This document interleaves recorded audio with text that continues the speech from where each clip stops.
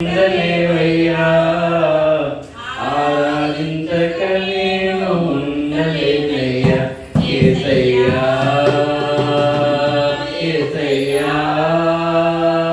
యేసయ్యా యేసయ్యా యేసయ్యా యేసయ్యా యేసయ్యా యేసయ్యా. నిన్ను నమ్మినట్లు నేను ఎవరిని నమ్మలేదయ్యా. నీకు నాకు మధ్య దూరం తొలగించావు వదిలుండలేక.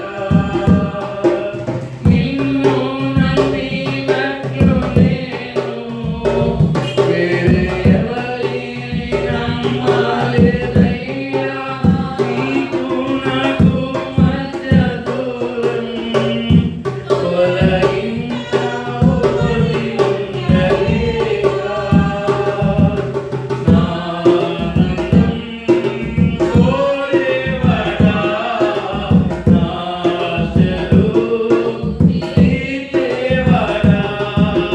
నా ఆనందం కోరేవాడా, నా ఆశలు తీర్చేవాడా. ప్రియలున్న ప్రేమానికి నిజమైన ధన్యత నాది. యేసయ్యా యేసయ్యా యేసయ్యా యేసయ్యా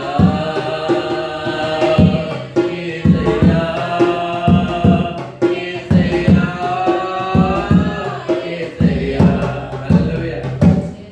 మీకు చిన్న మాట చెప్తాను, నవ్వుతాలిగా ఉంటుంది కానీ దేవుని స్తోత్రం. నా భార్యని 5 రోజుల నుంచి నేను రాజమండ్రి గవర్నమెంట్ హాస్పిటల్ తీసుకెళ్తాను. హల్లెలూయా. అది మాకు పెద్ద ఇబ్బంది ఏం కాదు. హల్లెలూయా. దేవునికి స్తోత్రం. అంతకుముందు నేను 5 సార్లు వెళ్ళాను, 6 సార్లు వెళ్ళాను. అంత నామోషి పని కూడా కాదు. హల్లెలూయా. మంచి పని. దేవుని స్తోత్రం. హల్లెలూయా. ఆ వెళ్ళే దారిలో పైనాపిల్స్ దగ్గర 10 సార్లు వెళ్తే ఎన్నిసార్లు కనపడితే చెప్పండి. పైనాపిల్స్ రాజమండ్రి వచ్చే దారిలో ఒక్క 50 రూపాయలు పెట్టి కలుపుకోవట్లేదు. దేవుడు ఇస్తాడు నాకు. హల్లెలూయా అని నేను అనుకుంటుంటే నేను కొనకుండా దేవుడు ఉద్యోగ ద్వారా ఇచ్చాడు. దేవుడు స్తోత్రం. చిన్న విషయాన్ని కూడా దేవుడు అంత దృష్టి పెడతారు మన మీద. Just for pineapple. హల్లెలూయా. మనం మన కోసం చూసుకోకపోతే దేవుడు మన కోసం చూస్తాడు. దేవుని స్తోత్రం. హల్లెలూయా. పెద్ద విషయమే కాదు కదా.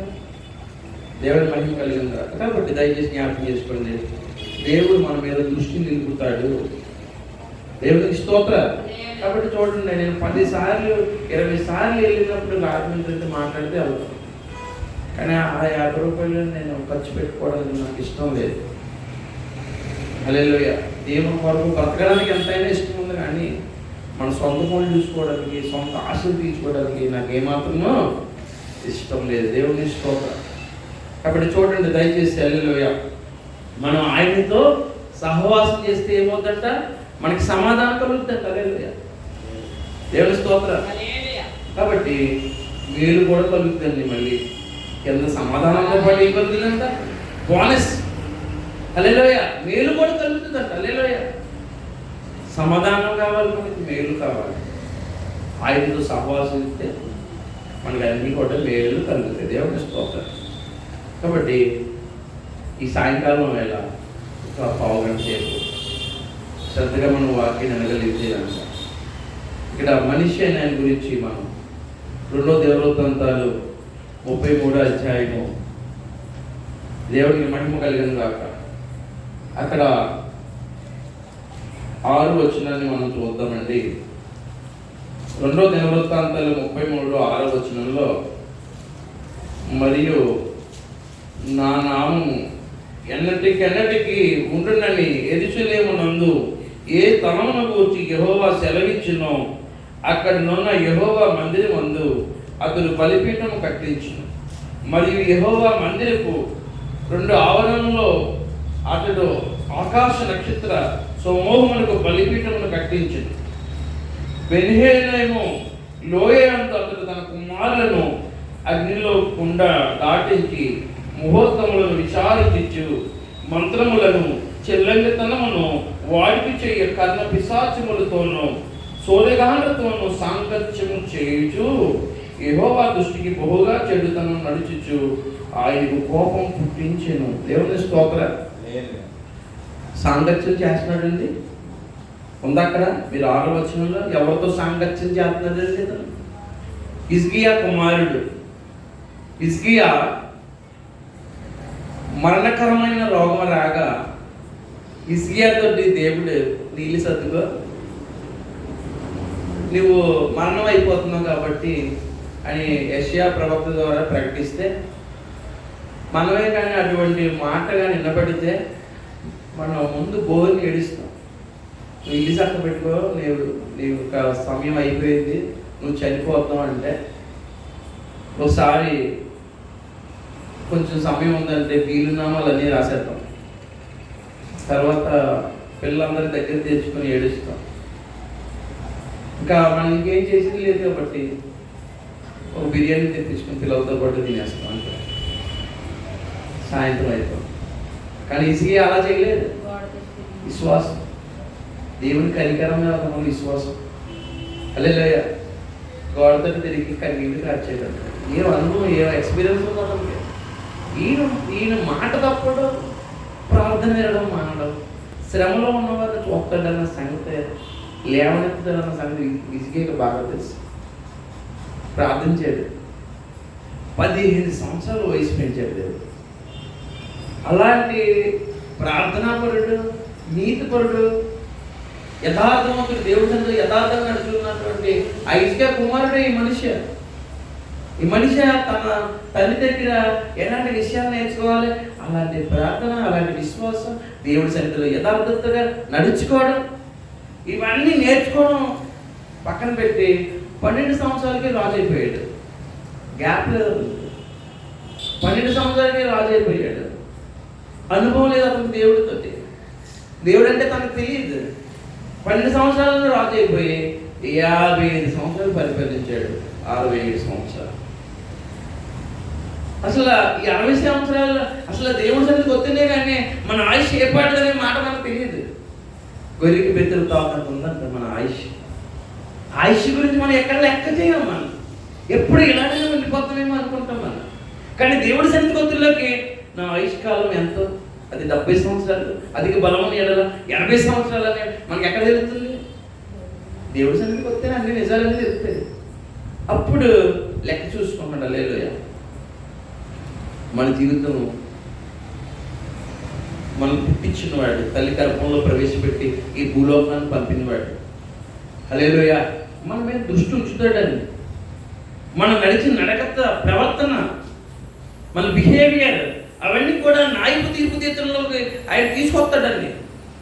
మన దృష్టి యొక్క ఇష్టం చెప్పు నడిచిన నడకంతటిని బట్టి, మన నడవడికని బట్టి దేవుడు తీర్పు తీరుస్తాడని, యవన కాలంలో చేసిన వాటిని బట్టి కానీ, అలాగే మనం నడివయసులో చేసిన, అసలు మనం దేవుని పెట్టగా మనం మారు మనసు పొంది చేసిన క్రియలను బట్టి దేవుడు మన తీర్పులో తెస్తాడన్న సంగతి మనం మర్చిపోతున్నాం. దేవుడు అన్నిటికీ ఆధారమై ఉన్నాడు. హల్లెలూయా. ఒకరిని హెచ్చించగలడు, ఒకరిని తగ్గింపు చేయగలడు. హల్లెలూయా. కాబట్టి దయచేసి జ్ఞాపకం చేసుకోండి. హల్లెలూయా. ఈ మనిషి ఏంటంటే ఏళ్ళను ఆరంభించినప్పుడు ఏం చేస్తున్నాడండి ఆయన? హల్లెలూయా. మనిషి ఏం చేస్తాడో తెలుసా? ఉన్నత స్థలాలు, ఇశ్రాయేలు ప్రజల మీద, ఒక దేశం మీద ఒక అధికారిగా జస్ట్ 12 ఇయర్స్కి. ఇప్పుడు వచ్చి రాజయ్యాము మనీ మనం 40 ఏళ్ళు అది ఇప్పుడు చూసిన 19 ఉన్నాం కదా. 12 సంవత్సరాలు రాజు ఎక్కువ అధికారం వచ్చేస్తే హల్లెలూయా. ఇది కార్యాలు చేసి దేవుడి గురించి అంత ఐశ్వర్యం వచ్చేసింది, అధికారం వచ్చేసింది. దేశంలో ప్రధానవాడు, ప్రజలందరికీ ఎంతో ప్రధానిగా ఉండవలసినాడు. హల్లెలూయా. ఒక మార్గదర్శిగా ఉండవలసినాడు. అడ్డుకోవడానికి అడ్డుపండగా నిలబడ్డాడు. దేవుని విషయంలో దీనుడైపోయాడు. హల్లెలూయా. బలహీనుడైపోయాడు. హల్లెలూయా. కాబట్టి ఉన్నత స్థలాలు కట్టించడం. అసలు దేవుడు కోరుకున్న యెరూషలేము ఎలాంటిదండి? దావీదు ప్రేమించిన యెరూషలేము ఎలాంటిది? హల్లెలూయా. దేవుడు ఈ స్థానంలో నేను నిలిచెదను, హల్లెలూయా, ఇది నేను కోరుకున్న స్థలం అని దేవుడు ఏదైతే చెప్పాడో అందులో తాను చెక్కిన విగ్రహములను అక్కడ నిలబెట్టి బయలుదేవతలకు ఆరాధన చేస్తాడు. యెహోవా దృష్టికి అసహాయమైన కార్యాలు తాను వెళ్ళగొట్టిన అన్ని జనులు ఏదైతే చేస్తున్నాడో వాటికంటే బలిపీఠాలు కట్టడాలు, ఆ యెరూషలేము మందిరంలో బలిపీఠాలు కట్టడాలు, ఉన్నత స్థలాలు కట్టడాలు, సిల్లంగి వాళ్ళతో, సోది చెప్పేవారితో, హల్లెలూయా, మూర్ఖాలు యోచించే వారితో, అన్ని జనం తన పిల్లల్ని ఎక్కడ దాటించాడంటే అగ్నిగుండాలు దాటించాడు. హల్లెలూయా. అన్యులు చేసే కార్యాలన్నీ చేస్తున్నాడు. హల్లెలూయా. వేలు ఎక్కడి నుంచి వచ్చింది? తన పితరుల దేవుడైన దావీదు తనకి, హల్లెలూయా, తన పితరుల దేవుడైన యెహోవా నుంచి ఆశీర్వాదం వస్తే ఆ ఆశీర్వాదాన్ని ఎవరికి వాడదు? మనం కూడా చాలా తప్పులు చేస్తామండి. దేవుడి ఇచ్చిన అన్నిటికీ తప్పు చెప్తుంటాం. మనకు తెలియదు ఉన్నాం. దేవుడి ఇచ్చిన కాట ఆశీర్వాదం ఉంటుంది, దాన్ని తీసుకెళ్ళి ఎవరు చెప్తుందో అన్నిటి చెప్తాం. అవన్నీలో ఆశీర్వాదాలు ఆశీర్వదించబడుతుంటారు. మనమేమో ఆ ఆశీర్వాదం మనం వాడతాం. దేవుడిచ్చిన స్థలాలు, దేవుడిచ్చినటువంటి పొలాలు, దేవుడిచ్చిన జ్ఞానం, వేరే వాళ్ళు అన్నిలు ఆశీర్వదించబడడానికి మనం తోడ్పడుతున్నాం. కానీ దేవుడు మహింపరచబడడానికి, ఆయన ఇచ్చినటువంటి ఆశీర్వాదాలు మనం ఆనందించడానికి, ఆ మేలుని మనం అనుభవించడానికి మనకు అవ్వట్లేదు. మనం తెలియకపోతున్నామని అనుకోవాలి. హల్లెలూయా. దేవుడికి మహిమ కలిగింది కాబట్టి చాలా విషయాలు మనం అలా చేస్తాం. కాబట్టి దయచేసి గమనించండి, మనిషి చేసే పనులు ఎలా ఉన్నాయండి? దేవుడిని కనపరిచే వాటిగా లేవు.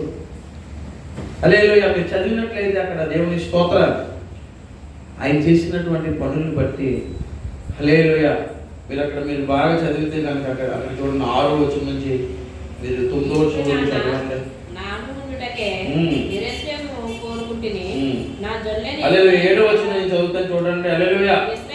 హల్లెలూయా. చూడండి, యెహోవా దృష్టికి బహుగా చెడు నడత నడుచుచు ఆయనకు కోపం పుట్టించెను.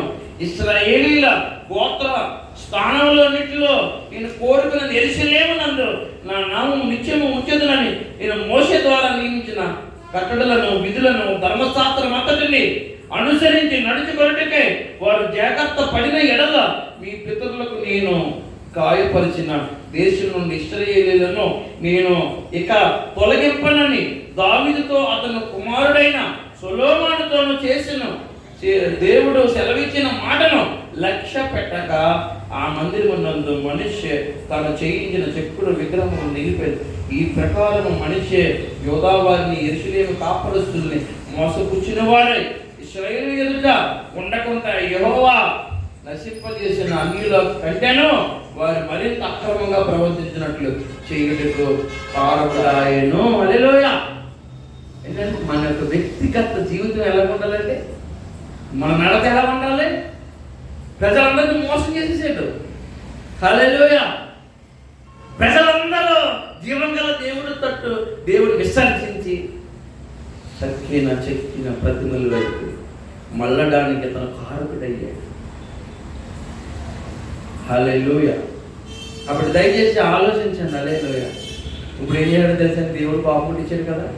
10వ వచనంలో చూస్తే దేవుడు తన ప్రజలకి, రాజు కూడా ప్రకటించాడంటండి, మీరు చేసే తప్పు చేస్తారు, మీరు అన్యుల కంటే అతిగా మీరు ఘోరమైనటువంటి విగ్రహారాధనలో ఉన్నారు, ఆకాశ నక్షత్రాలు పూజిస్తున్నారు, అన్నిటినీ పూజిస్తున్నారు. వాటికి యెరూషలేములో ఒక భాగంలో బలిపీఠాలు కట్టాడంట. పైన ఆకాశం అంతే కానీ భూమి కింద ఉన్నటువంటిదే కానీ, హల్లెలూయా, సముద్రంలో అంతే కానీ నువ్వు ఏ దేవతను చేసుకోకూడదు, వాటిని పూజించకూడదు, వాటిని నమస్కరించకూడదు అని దేవుడు చెప్తే స్పష్టంగా. అసలు దావీదు మాట లేదు కదా, మోషే ధర్మశాస్త్రం మాట లేదు, విధులు లేదు కదా. తనకు నచ్చినట్లు ప్రవర్తించేస్తాడు. హల్లెలూయా. దేవుడికి చెవి ఒక్కటి లేదు. దేవుడు చూశారండి, మనం ఎవరైనా సరే ఇక్కడ 10 నిమిషాల ముందు నేను రాకపోతే మీకు కోపం వస్తుంది. 10 నిమిషాల ముందు ఒకవేళ వదిలిపెట్టకపోతే మీకు కోపం రావచ్చు. 10 నిమిషాలు మీరు లేట్గా వస్తే నాకు కోపం రావచ్చు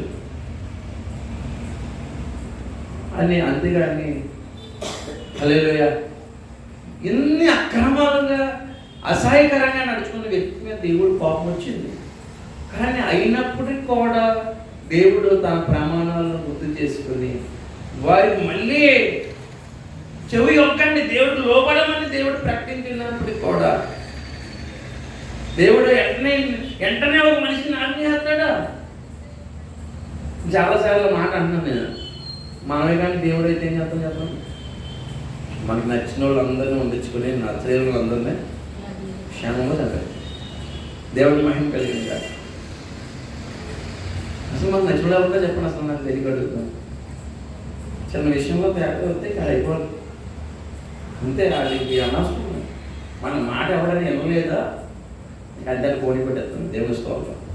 అంత కర్కశంగా మనం ఆలోచిస్తాం, కానీ దేవుడు అలాంటి కర్కశంగా ఆలోచించే దేవుడు కాదు. అందుకే యేసయ్య దేవుడు అయ్యాడు. ఎంత మూర్ఖుడికైనా, ఎంత పాపిష్టుడికైనా, ఎంత దుర్మార్గుడికైనా ఒక అవకాశం ఇస్తాడు. ఆయన మారడానికి అవకాశం ఇస్తాడు.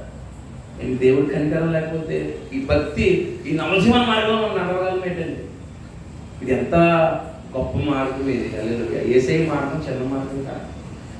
హల్లెలూయా. ఇది గొప్ప మార్గం. దేవుని స్తోత్రం. ఇందులో నివసించాలి మనం. హల్లెలూయా.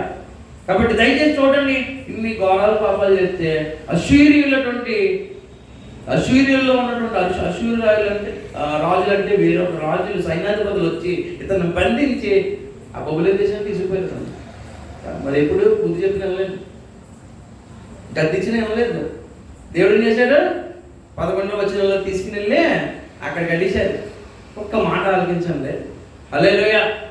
అంటే సర్కాసులో పూలంటే అందరికీ లోపే కదా, అవునా కదా? ఎంత ఇశ్రాయేలు రాజు బబులోను రాజులు 2 చెప్పులు ఇచ్చి అక్కడ పెట్టేశారు. దేవుని స్తోత్రం. మీరు 12వ వచనంలో చూస్తే, కాబట్టి హల్లెలూయా, కాబట్టి యెహోవా అశ్షూరు రాజు యొక్క సైన్యాధిపతులను వారి మీదకి రప్పించాను. ఎవరు రప్పించారు? సైన్యములకు అధిపతులు యెహోవా రప్పించాడు. హల్లెలూయా. మనిషి తప్పించుకొని పోకుండా వారు అతన్ని పట్టుకొని గొలుసులతో బంధించి అతను బబులోనికి తీసుకొని పోయి అతడు శ్రమలో ఉన్నప్పుడు తన దేవుడని యెహోవాని బతిమాలుకొని తన పితరుల దేవుని సన్నిధిన తను తాను బహుగా తగ్గించుకొని ఆయనకు మొరలినగా ఆయన తన విన్నపములను ఆలకించి యెరూషలేమునకు అతన్ని రాజ్యములకు అతన్ని తిరిగి తీసుకొచ్చి వచ్చినప్పుడు యెహోవా దేవుడై ఉన్నాడని మనిషి తెలుసుకున్నాడు. అప్పటి వరకు కూడా సవరమైతే ఎవరు రాదండి. అప్పటి వరకు దేవుడు అంటే తెలవలేదు. దేవుడు మనం చూడండి, మనం ఏదైనా హైదరాబాద్ వెళ్ళామనుకోండి, ఇంకా పెద్ద దేశాలు వెళ్ళామనుకోండి, కాకరకాయ కేకరగా అన్నాడు, చదువు ఎక్కువైపోయాడు. అప్పటి వరకు కూడా మమ్మీ మమ్మీ అంటున్నాడు. రాయి అడ్డు వచ్చి పడిపోయిన ఎంతనేమన్నాడు, అమ్మ బాబోయ్ అన్నాడు. అదే ఉప్పు వరకు నటించాడు. చాలా మంది నటిస్తున్నారు, చూస్తున్నాను. చాలా మంది చాలా రకాలుగా నటిస్తున్నారు. హల్లెలూయా. రోషము గల దేవుని నామాన్ని అన్ని జనులు ఎదుట హల్లెలూయా దూషణగా చేసేస్తున్నారు దేవుని నమ్ముకున్న వాళ్ళు. మనమే మోసగాళ్ళు. మనం మోసం చేస్తాం అందరినీ. మనం మోసపోయి మన చుట్టూ ఉన్న వారిని కూడా మోసం చేస్తాం. ఇంతేనా మనం? ఇంతేనా ఇడు అన్నట్టుగా, ఇంతేనా ఇడంటే అది దేవుడు కూడా ఇంతేనా కదా. అందుకనే మనం సులభమైపోయాం అందరికీ. అసలు యెహోవా గురించి తెలిసినోడు ఎవరి గుండెలైనా నిలబడతాయి, అసలు కరిగిపోతాయి. హల్లెలూయా. సైన్యములకు అధిపతి ఆయన నామము బహు బలమైనది. హల్లెలూయా. బహు పూజనీయమైనది, బహు ఘనమైనది, బహు శ్రేష్టమైనది, మహాపరాక్రమం కలిగిన యెహోవాకి సాటైన వాడు ఎవడైనా ఉన్నాడా? అలాంటి వాడు ఎవరు లేరు. హల్లెలూయా. అన్నిటి ఏమైపోయింది, పునాదులు పాడైపోతేనంటండి. హల్లెలూయా. 11వ కీర్తనలో ఉంటుంది, నీతిమంతులు ఏం చేయగలరని ఉంది. హల్లెలూయా. నీతిమంతులుగానే నడుచుకోకపోతే దేవుడు పెట్టలేగా నడుచుకోకపోతే ఇంకేం చేస్తాం అనుకుంటుందో. హల్లెలూయా. ఇంకోళ్ళు వచ్చి చెప్తారా దీని గురించి? అనుభవించిన మనమే చెప్పాలి కదా. అనుభవించిన వాళ్ళకి కృతజ్ఞత లేదే దేవుడు అంటే. ఒక్క క్షణంలో వదిలేయడానికి మనం ఒక బంగాళాదుంప గురించి దేవుడు వదిలేసిన మనుషులు ఉన్నారు లేదా? ఉల్లిపాయ గురించి వదిలేసే రెసిపీ లేదు. ఆయన పరాక్రమం అనిపించినటువంటి వాళ్ళు అవిశ్వాసులు, అందుకనే విశ్రాంతిలో ప్రవేశించలేదు. 10 సార్లు ఇందాక మళ్ళీ చెప్పినట్లుగా 10 సార్లు ఆయన విసిగించారు. వాళ్ళు విశ్రాంతిలో ప్రవేశించలేదు. దేవుడి మాట మనకి వెలుగైన పాట కదా. నీ తల్లిదండ్రులు సన్మానించమని ఉంది కదా, దాన్ని మన నిర్లక్ష్యం. ఎవరికి కోపం రేపకూడదని కూడా ఉంది. కయ్యాలు ఉండవు, సమాధాన పరిచేవాళ్ళు దేవుని పెట్టాలని ఉంది కదా. మాట్లాడేది కయ్యం రేపుతాను. హల్లెలూయా. కాబట్టి దయచేసి జ్ఞాపకం చేసుకోండి. హల్లెలూయా. కాబట్టి చూడండి, ఇతను యెహోవా దేవుడిని ఎప్పుడు తెలుసుకున్నాడు? హల్లెలూయా. మన దేవుడు అండి చాలా గొప్ప దేవుడు అండి, మంచి దేవుడు అండి. ఎవరికైనా సరే ఒకవేళ బుద్ధి మతి తప్పి ఎర్రవీగి అహంకరించి దేవుని ధిక్కరించి ఆయన ఆజ్ఞను పక్కన పెట్టి నడుచుకుంటే చంపేడు కదండి, బుద్ధి చెప్తాడు. ఫస్ట్ గద్దించాడు, రెండోది ఏం చెప్పాడు? ఎక్స్ట్రాలు చెక్కేస్తాడు దేవుడు. మన దేవుడు మనలో ఉన్న ఎక్స్ట్రాలు ఏం చేస్తాడు? ఆయన చెక్కేస్తాడు ఫుల్గా. దేవుని మహిమ కలిగిన గాక. శిల్పి చేతిలో శిలను నేను, అనుక్షణము నన్ను చెక్కుము, ఘోర పాపిని నేను తండ్రి, పాప ఊబిలో పడి ఉంటిని, ఘోర పాపిని నేను తండ్రి, పాప ఊబిలో పడి ఉంటిని, లేవనెత్తుము శుద్ధి చేయుము, పొందనిమ్ము నీరు ప్రేమను. హల్లెలూయా. చక్కగా చెక్కేద్దండి, ఏమీ డౌట్ లేదు. ఎక్కడెక్కడ పొంగిందో ఎక్కడెక్కడ వాసిందో కోసేస్తాడు అంతే. హల్లెలూయా. అలా కోయబట్టి ఇలా ఉన్నాం. హల్లెలూయా. దేవుని మహిమ కలిగింది కాక. కాబట్టి ఇప్పుడు యెహోవా దేవుడని ఇప్పుడు తెలుసుకున్నాను. ఇప్పుడు ఎవరెవరిని మోసం చేసాడో, ఏ యొక్క యెరూషలేములో ఇతను బలిపీఠాలు కట్టాడు, ఉన్నత స్థలాలు కట్టాడు, ఇలాంటి సహవాసాలు చేసాడు, అవన్నీ ఇప్పుడు తిరిగి మళ్ళీ సరి చేసుకున్నాడు. హల్లెలూయా. అలా సరి చేసుకున్నాడు కాబట్టి హల్లెలూయా. అతను 55 సంవత్సరాలు దేవుడి సన్నిధిలో రాజ్యం చేశాడు. హల్లెలూయా. కాబట్టి తన కొడుకున్నాడండి. మీరు తన కొడుకుని మీరు ఎక్కడ చూస్తారంటే, మీరు 19వ వచనం ఒకసారి చదవండి. దినవృత్తాంతాలు 33, 2వ దినవృత్తాంతాలు 33, 19వ వచనంలో చక్కని మాట ఉంటుంది. తాను చేసిన ప్రార్థన గురించి, అతని మనవి వినబడటం గురించి, అతను చేసిన పాప ద్రోహాల గురించి తన గుణపడకయు. ఆ మాట మనకు కావాల్సింది. హల్లెలూయా. గుణపడటం అంటే ఏంటండి? ఇంగ్లీష్లో ఏముందనుకున్నారు? హంబ్లింగ్. గుణపడటం అంటే ఏంటండి? హల్లెలూయా. హంబ్లింగ్. దేవుడు ఒక చిన్న మాట, అశూరీయులు ఎత్తుకెళ్ళిపోయినప్పుడు మనిషి ఏం చేశాడు చెప్పండి? ఏమన్నది తెలుసా? ఆ మనిషి ప్రేమ ఎలా ఉంది చెప్పండి? నువ్వు తప్ప నాకు దిక్కులేదయ్యా, నా తల ఎత్తేవాడు నీవేనయ్యా, అయ్యా అవమానంలో ఉన్నానయ్యా, శ్రమల్లో ఉన్నానయ్యా, నీవు తప్ప నాకు దిక్కవలేదయ్యా, నన్ను కరుణించండి అయ్యా, అయ్యా నేను పాపమే చేశాను అయ్యా, నీ ఎదుట నేను అసహాయకరమైన కార్యాలు చేశాను అయ్యా, నేను మదించి నా దృష్టి ఇష్టం చెప్పున నీ లెక్కలేక నీ సన్నిధిలో మతిమాలు చేశాను అయ్యా, కరుణించండి అయ్యా, నీ పాదాలు అట్టుకుంటాను అయ్యా, నన్ను విడిపించండి అయ్యా, నన్ను కరుణించండి అయ్యా అని చెప్పకనే చెప్పి ఏడిసి ఆయన పాదాలు తెలంగాణ యాసలో చెప్పాలంటే నన్ను ఎవరో దేకట్లేదు, నన్ను దేకమని. హల్లెలూయా. హల్లెలూయా. దేవుని స్తోత్రం. దేవుని మహిమ కలిగిన కాక. కాబట్టి అంత దేవస్థితికి వెళ్ళిపోయాడు. హంబులింగ్ ఉండాలి మనలో ఎప్పుడు కూడా. దేవుడి మాటకి విధేయత కలిగజేసేటువంటి వచనాలు చదువుకొని ఆ మాటలో ఆ మార్గదర్శకత్వంలో యెహోవా మాటల మార్గదర్శక ఆ జీవ వెలుగులో నడాలి మనం. హల్లెలూయా. ఆయన మాటలు పక్కన పెట్టి చెవులు మూసుకుంటే దేవుడు చెక్కవలసినంత చెక్కేస్తాడు. హల్లెలూయా. మనకు తెలుసు దేవుడి మాట ఎన్నుకుంటా మనం ఎన్ని రకాలుగా మునిగిపోతాం. దేవుని స్తోత్రం. కాబట్టి రాజునే చెక్కేశాడు మనంతా. హల్లెలూయా. దేవుని మహిమ కలిగింది. కాబట్టి దేవుని మాట విన్నది, చదివింది, ధ్యానం చేసింది, దాని ప్రకారం నడుచుకోవాలి. హల్లెలూయా. దేవుని కనపరచాలి. దేవుని స్తోత్రం. కాబట్టి దేవుని దగ్గర మన లోటుపాట్లు ఒప్పుకొని ఎప్పటికప్పుడు సరి చేసుకుంటే దేవుడి దగ్గర కృప దొరుకుతుంది. మేలు పొందడానికి, సమాధానం పొందడానికి అవకాశం ఉంటుంది. కాబట్టి 16వ కీర్తన 4వ వచనంలో యెహోవాను విడిచి వేరొకరిని అనుసరించి వారికి శ్రమలో విస్తరించును. హల్లెలూయా. ఆ మాట ఉందా చూడండి. యెహోవాను విడిచి 16:4లో యెహోవాను విడిచి వేరొకరిని అనుసరించి వారికి. ఇప్పుడు ఈయనకి ఏమైంది చెప్పండి? యెహోవాను విడిచి ఏం చేశాడు? దేవుని స్తోత్రం. దేవుని మహిమ కలిగింది కాక వారి పేరు చెప్తున్నాం. దేవునికి స్తోత్రం. కాబట్టి దయచేసి జ్ఞాపకం చేసుకోండి. దేవునికే మహిమ కలిగిన కాక. హల్లెలూయా. దేవుని స్తోత్రం. కాబట్టి ఈ ఆమోను ఉన్నాడే, ఈ ఆమోను ఏలనారంభించి ఇక్కడ 21వ వచనంలో ఆమోను ఏలనారంభించినప్పుడు 22 ఏళ్ళు వాడే యెరూషలేములో 2 సంవత్సరాలు ఏలేను. అతడు తన తండ్రైన మనిషి నడిచినట్లు యెహోవా దృష్టికి చెడు నడత నడిచెను. తన తండ్రైన మనిషి చేయించిన తెక్కుడు విగ్రహం నదికి బలులు అర్పించు పూజించు.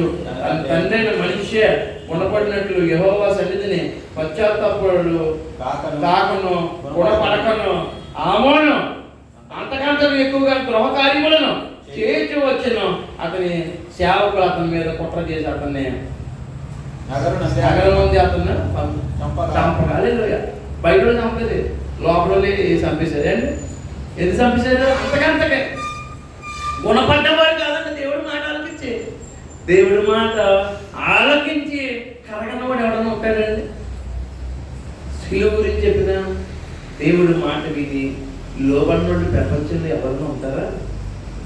అలాంటి ఇతను ఉన్నాడు కాబట్టి లోపల వేశారు. బయట వరకు అనవసరం. 2 ఏళ్ళే ఎక్కువ నిలబడలేకపోయాడు. ఎందుకని? దేవునికి స్తోత్రం. అంతకంతకు పాపం చేశాడు. అంతకంతకు ఇంకా పెంచేసుకున్నాడు. అధిక ద్రోహం చేశాడు. కాబట్టి యెహోవాకి ఎంత కోపం వచ్చిందని. ఆయన తండ్రి విషయంలో, తాత విషయంలో కోపం అణుచుకున్న దేవుడు మనవడి విషయంలో ఎందుకు చేశాడు? అది అంతకంతకే మీరిపోయాడు.